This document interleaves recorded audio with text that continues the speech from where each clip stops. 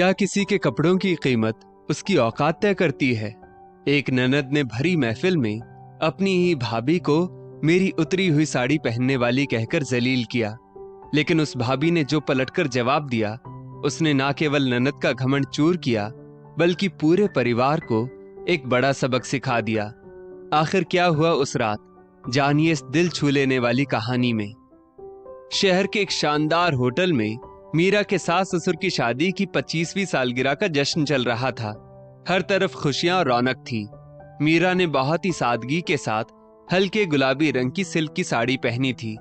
साड़ी पुरानी थी, पर मीरा की शालीनता और उसकी मुस्कान उसे सबसे अलग बना रही थी। तभी महफिल में मीरा की ननद पायल की एंट्री हुई। पायल हीरों के गहनों से लदी हुई थी और बहुत घमंड में लग रही थी। आते ही उसकी नजर मीरा की साड़ी पर पड़ी और उसने सबके सामने तंज कसना शुरू कर दिया। पायल ने मेहमानों के बीच ऊंची आवाज में कहा, अरे भाभी, कम से कम आज तो नई साड़ी पहन लेती। ये तो मेरी वही 10,000 वाली साड़ी है ना, जो मैंने पुरानी होने पर आपको दे दी थी।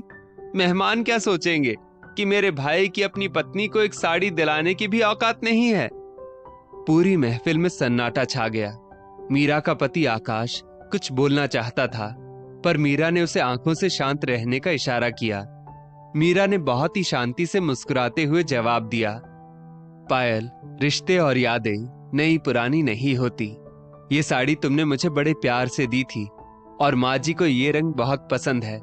मेरे लिए माँ जी की पसंद और तुम्हारा दिया हुआ मान इन महंगी साड़ियों से कहीं ज्यादा कीमती है। अभी पार्टी चल ही रही थी कि अचानक होटल के वेटिंग एरिया में पायल की सास के सीने में तेज दर्द उठा और वे बेहोश होकर जमीन पर गिर पड़ी। पायल बुरी तरह घबरा गई। वो बस चीखने चिल्लाने लगी और उसे समझ ही नहीं आ रहा था कि क्या करे। तभी मीरा भागकर आई। उसने तुरंत मोर्चा संभाला, भीड़ को पीछे किया और पायल की सास को सही पोजीशन में लिटाकर उन्हें प्राथमिक उपचार देना शुरू किया। मीरा ने तुरंत एम्बुलेंस बुलाई और लगातार उनकी मदद करती रही। पायल की सास को तुरंत अस्पताल ले जाया गया। कुछ देर बाद जब डॉक्टर इमरजेंसी से बाहर आए तो उन्होंने परिवार से कहा, आप लोग बहुत खुशनसीब हैं कि समय पर इन्हें फर्स्ट एड मिल गया, वरना इस हालत में जान बचाना मुश्किल होता। इस महिला की सूझबूझ ने वाकई आज एक बड़ी अनहोनी टाल दी। पायल की आंखों में अब शर्म के आंसू थे। जिस भाभी को उसने पुरानी साड़ी और औकात के लिए जलील किया था, उसी भाभी की समझदारी ने आज उसके घर का चिराग बुझने से बचाया था। पायल ने मीरा के पास जाकर रुंधे गले से कहा, भाभी, मुझे माफ कर दीजिए।